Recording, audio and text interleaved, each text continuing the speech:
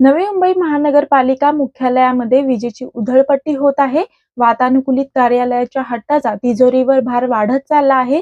डिसेंबरच्या सुरुवातीला 1 महिन्याचे बिल 34 लाख रुपये आले असून तब्बल वर्षभरात 4 कोटीपेक्षा जास्त खर्च वीज बिलांवर खर्च होऊ लागला आहे. सरकारी कार्यालयांची उभारणी करताना जास्तीत जास्त सूर्यप्रकाश इमारतीमध्ये येईल याकडे लक्ष देणे आवश्यक आहे. परंतु नवी मुंबई महानगरपालिका मुख्यालयाची रचना करताना अनेक त्रुटी राहिल्या आहेत. मुख्यालयात सूर्यप्रकाश पुरेशा प्रमाणात येत नाही, परिणामी पूर्णपणे विजेवर अवलंबून राहावे लागत आहे. संपूर्ण इमारतीमध्ये वातानुकूलित यंत्रणा बसवण्यात आली आहे. यामुळे वीज बिलावर प्रचंड वाढ होत आहे. मुख्यालयाची उभारणी केली तेव्हा महिन्याला 12 ते 15 लाख रुपये वीज बिल येत होते. मात्र आता हा आकडा 30 ते 40 लाखांवर पोहोचला आहे. यावर्षी मे महिन्यात 40,62,000 व जून महिन्यात 42,26,000 रुपये बिल आले आहे.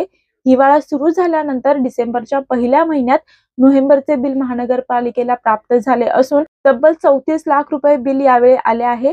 याचाच अर्थ प्रत्येक दिवशी 1 लाख रुपयांची वीज वापरली जात आहे. गत 1 वर्षामध्ये वीज बिलावर 4 कोटी रुपये खर्च करण्यात आले आहेत. यावरून हेच समजते की जनतेच्या पैशाची वातानुकूलित यंत्रणेवर उधळपट्टी होत आहे. महानगरपालिका मुख्यालयात सूर्यप्रकाश येण्यासाठी जागा नाही, खिडक्या उघड्या ठेवण्याची किंवा नैसर्गिक हवा आतमध्ये येण्याची कुठलीही सोय नाहीये. यामुळे नाईलाजाने वातानुकूलित यंत्रणेवर अवलंबून राहावे लागत आहे.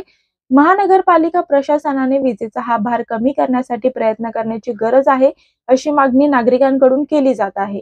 महानगरपालिका मुख्यालयाचे उद्घाटन होऊन जवळपास 10 वर्ष झाली आहेत. या 10 वर्षांमध्ये वीज बिलावर नक्की किती खर्च झाला याविषयी सामाजिक कार्यकर्त्यांनी तपशील मागवण्यास सुरुवात केली आहे. माहिती अधिकाराचा वापर करूनही माहिती मिळवण्याचा प्रयत्न केला जात असून अद्याप पूर्ण माहिती दिली जात नाहीये. मी वर्षा काटेकर, योद्धा न्यूज, नवी मुंबई.